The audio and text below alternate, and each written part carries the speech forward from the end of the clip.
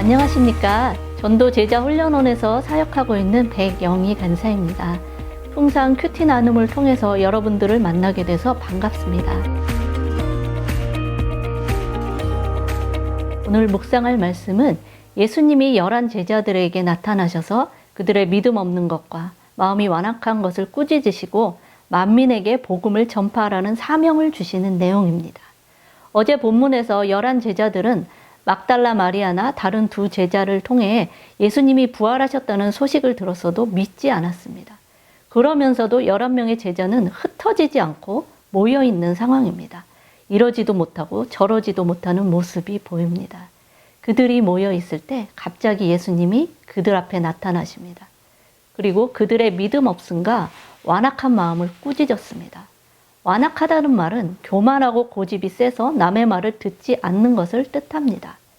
예수님이 핵심 제자들에게 먼저 나타나지 않으시고 나중에 부활하신 모습을 보이신 이유가 있을 것입니다.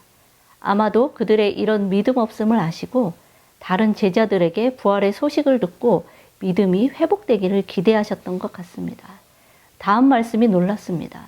조금 전에 믿음 없고 완악하다며 꾸짖으셨는데 온 천하에 다니며 만민에게 복음을 전파하라는 사명을 주십니다. 얼핏 보면 개연성 없는 전개처럼 느껴집니다. 일반적으로 생각해 봅시다. 회사에서 직원을 뽑을 때 그 회사에서 필요한 일을 맡기기 위해 대체로 그 사람의 스펙이나 성실성을 봅니다. 예수님이 시키시려고 하는 것은 만민에게 복음을 전하는 일입니다. 그 일을 하기 위해서는 어떤 상황에도 흔들리지 않는 믿음, 핍박에 굴하지 않는 헌신과 열정, 영혼을 사랑하는 마음, 하나님에 대한 충성심, 이런 요소들이 필요합니다. 본문에서 나타난 제자들은 이런 요소가 없어 보입니다. 여러분이 예수님이라면 어떻게 하시겠습니까? 그들을 포기할까요? 그런데도 예수님이 그들에게 사명을 주신 이유는 무엇일까요? 이 제자들은 모든 것을 버리고 예수님을 따랐던 사람들입니다. 그들은 예수님의 공생의 대부분을 함께 했고 그 어떤 제자들보다 밀도 있는 가르침을 받았으며 수많은 기적을 경험했습니다. 그들은 예수님의 부활로 온 세계에 복음을 전하기 위해 뽑힌 제자들입니다. 예수님은 쉽게 그들을 저버릴 수는 없었을 것입니다. 예수님의 목적은 현재의 연약함과 완악함에 대해 냉정히 평가하는 것이 아니라 그들의 믿음을 회복시켜 주시고 사명을 주셔서 헌신하게 하는 것입니다. 성경 전체에 자기 백성에 대한 하나님의 다음 없는 사랑과 포기하지 않는 마음이 잘 나타나 있습니다. 늘 그랬듯이 이번에도 한 번 더 기회를 주신 것입니다. 그리고 나약하고 믿음 없는 그들에게 복음 전파자에게 주어지는 놀라운 표적에 대해 말씀하십니다.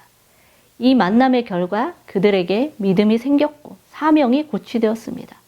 자신들의 실수와 연약함을 뒤로하고 예수님이 주신 사명을 따라 나아갔을 때 복음이 전파되고 주님의 역사와 표적이 일어났습니다. 오늘 말씀을 통해서 믿음 없고 완악한 제자들과 다시 한번 헌신의 기회를 주시는 예수님을 발견했습니다. 우리의 상황에서 어떻게 이 말씀을 적용하면 좋을까요? 여러분은 지금 어떤 상황에 있습니까? 한때는 혼자서 지상명령 성취를 할 것 같은 열정에 마음이 뜨거웠던 적도 있었을 것입니다. 지금은 어떤 이유인지 모르지만 믿음이 작아지고 무기력하고 부족한 나의 모습에 실망이 되어 주저앉아 있을 수도 있습니다.